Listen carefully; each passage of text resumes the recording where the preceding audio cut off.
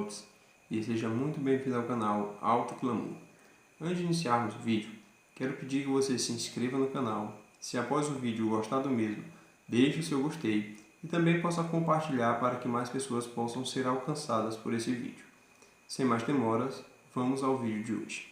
Iremos tratar neste vídeo sobre o dom de línguas. Existem muitas ideias acerca deste assunto. Existem pessoas que acham que ele ocorreu apenas em Pentecostes e que não há mais ocorrência do dom de línguas na história da igreja. Tem pessoas que acham que o dom de línguas continua vigorando, continua existindo, mas que esse dom se manifesta no ato das pessoas falarem palavras que ninguém consegue entender absolutamente nada do que é falado. E tem outras pessoas que creem que esse dom de línguas é o dom de falar outros idiomas, os quais as pessoas que estão falando nunca aprenderam na escola, nunca entraram em contato com esses idiomas, mas mesmo assim, através do poder do Espírito Santo, elas conseguem falar esses idiomas para fins evangelísticos. Mas qual dessas três vertentes está correta à luz da Palavra de Deus? É isso que iremos descobrir no vídeo de hoje. A primeira referência ao dom de línguas se encontra no Evangelho de Marcos, o capítulo 16 e o versículo 17. Lá, Jesus fala sobre vários sinais que iriam seguir aqueles que aceitassem o Evangelho. E dentro desses sinais está justamente o falar em novas línguas. Então, é um sinal da pregação do Evangelho e está interligado com a ordem dada por Jesus em Marcos 16,15 de ide e pregai o Evangelho a toda criatura. Mas o que seriam essas novas línguas? Existem duas interpretações para isso. A primeira é que essas novas línguas eram línguas que nunca existiram ou supostamente a própria língua dos anjos, em que as pessoas elas iriam falar a partir do momento em que a promessa se cumprisse. E a segunda interpretação é que essas línguas eram idiomas que já existiam e que as pessoas começariam a falar esses novos idiomas. E à luz da Palavra de Deus, nós percebemos que a segunda interpretação ela é a correta. E a própria palavra novas, usada por Jesus e usada por Marcos, ao escrever o seu Evangelho, nos dá essa interpretação. No grego, existem duas palavras que correspondem à palavra nova, ou novo, no português. Essas duas palavras são kainos e neos.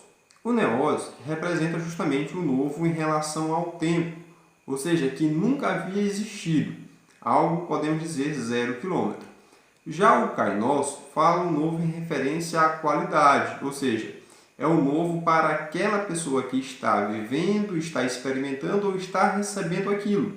Ou seja, aquilo já existia, mas é novo em referência à pessoa que está entrando em contato com aquilo. Então é um novo, podemos dizer, seminovo, um novo de segunda mão. Então esse é o kainos. E aqui no Evangelho de Marcos é usado justamente o kainos. Então aqui Jesus fala sobre novos idiomas, ou seja, idiomas que os discípulos, que as pessoas que iam recebendo o Evangelho nunca haviam aprendido, mas que já existiam na época. Então eles iriam passar a falar esses novos idiomas, novos no sentido de que eles nunca haviam aprendido, mas iam falar, mas eram idiomas que já existiam. E quando essa promessa se cumpriu? Essa promessa se cumpriu lá em Atos capítulo 2, no dia de Pentecostes, quando os discípulos foram cheios do Espírito Santo e lá começaram a falar em outras línguas. Você pode conferir isso abrindo sua Bíblia no livro de Atos, capítulo 2, versículo 4. No versículo 5, é dito que ali estavam pessoas de todas as regiões. E as pessoas entendiam a pregação dos discípulos na sua própria língua. E no versículo 8 do mesmo capítulo 2 de Atos, é dito que a pregação era entendida na língua materna das pessoas que estavam ouvindo. Então, a pregação do Evangelho e esse dom de línguas se manifesta justamente no ato dos discípulos de Cristo, ao receberem este dom, falarem outros idiomas. Então, aqui cai por terra a ideia de que o dom de línguas é o dom de falar coisas que ninguém consegue entender. Então, o dom de línguas é justamente o ato do discípulo que recebeu esse dom de falar outros idiomas, os quais ele nunca aprendeu, nunca entrou em contato. Esse é o dom de línguas bíblico, lá do dia de Pentecostes.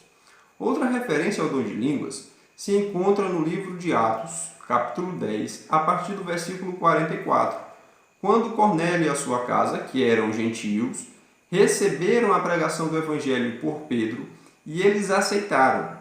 Só que com Pedro estavam judeus, que a Bíblia chama da circuncisão. E eles ficaram assim meio desconfiados se a conversão de Cornélio e da sua casa, por serem gentios, era realmente verdadeira. E nesse momento, o Espírito Santo caiu sobre todos os gentios que haviam aceitado o evangelho na casa de Cornélio. E eles começaram a falar em línguas e glorificaram a Deus. Nesse momento, ao judeus verem isso, e Pedro também, Pedro diz, olha, como é que nós iremos agora negar o evangelho, negar o batismo a essas pessoas, sendo que eles receberam o Espírito Santo assim como nós? Então, neste momento, nesta ocasião, o dom de línguas não serviu exclusivamente para a pregação do evangelho. Ela serviu para a finalidade de comprovar a conversão dos gentios e de que o evangelho, que antes era considerado só para os judeus, passou agora as barreiras e alcançou também os povos gentios. Então foi com o objetivo de comprovação da verdadeira conversão de Cornélio e de toda a sua casa e de que o evangelho havia agora também passado para os gentios. E note que o Cornélio e a sua casa não falaram palavras que ninguém entendia, porque o próprio texto diz que eles falaram em línguas e glorificaram a Deus. Como os da circuncisão iriam entender que eles estavam glorificando a Deus se o dom de línguas fosse algo que ninguém consegue entender? Então, se eles entenderam que eles estavam glorificando a Deus, é porque a língua que eles falavam eram idiomas que já existiam, só que eles ainda não haviam aprendido, que eles não haviam estudado e estavam falando graças ao poder do Espírito Santo. Só que agora nós encontramos uma interpretação muito equivocada acerca da carta de Paulo aos Coríntios, a primeira carta de Paulo, no capítulo 14. E muitas pessoas, lendo esse texto apressadamente, entendem que ali Paulo fala de um dom de línguas que ninguém consegue entender aquilo que é falado. Lá Paulo, no capítulo 14, versículo 2, pode abrir sua Bíblia e conferir, ele diz que as pessoas que falam em línguas falam mistérios, falam a Deus e não aos homens. Então, quando a pessoa vai e lê esse texto, ela imagina, não, então o dom de línguas é línguas totalmente desconhecidas, que as pessoas não conseguem entender. Só que o texto em 1 Coríntios 14, se nós lermos de uma forma calma, lendo o texto versículo por versículo, nós entendemos que o assunto ali não é exclusivamente esse, não é um dom de línguas onde as coisas que são faladas são palavras ininteligíveis, que nunca existiram. Lendo 1 Coríntios 14, nós entendemos que ali o dom de línguas estava sendo usado de uma maneira incorreta. Então Paulo vem e dá diretrizes para que o dom de línguas seja usado da maneira correta. Lá, o dom de línguas era falado para que eles se edificassem, para que eles mostrassem que haviam recebido o Espírito Santo, que haviam recebido esse dom, quando, na verdade, o dom de línguas serve para a evangelização. Então, Paulo vem e diz, olha, se alguém quiser falar em línguas, ok, pode falar, mas que também interprete para que a igreja seja edificada. Então, era necessário que houvesse o dom de línguas, falasse, mas que houvesse um intérprete. Lembre que lá em Atos 2 não necessitou de intérprete. Lá em Atos 10 não necessitou de intérprete. Apenas lá em 1 Coríntios 14, Paulo fala acerca de um intérprete para o dom de línguas. E isto justamente para corrigir o mau uso do dom de línguas que estava ocorrendo na igreja de Corinto. Então, lá em Corinto, Paulo ele não fala sobre o dom de línguas com palavras ininteligíveis. Ele está corrigindo um modo incorreto pelo qual o dom de línguas estava sendo usado. Se quisessem falar em línguas, deveria também interpretar. Porque se, por exemplo, vamos dar um exemplo aqui. Chegava lá em Corinto, vamos supor que os coríntios da igreja de Corinto falava grego, e chegasse alguém lá que falava outro idioma. E lá ele começasse a falar, havia recebido o dom do Espírito Santo e começasse a falar em outro idioma. Ele iria falar e as pessoas que estavam em Corinto não iam entender aquilo que estava sendo falado.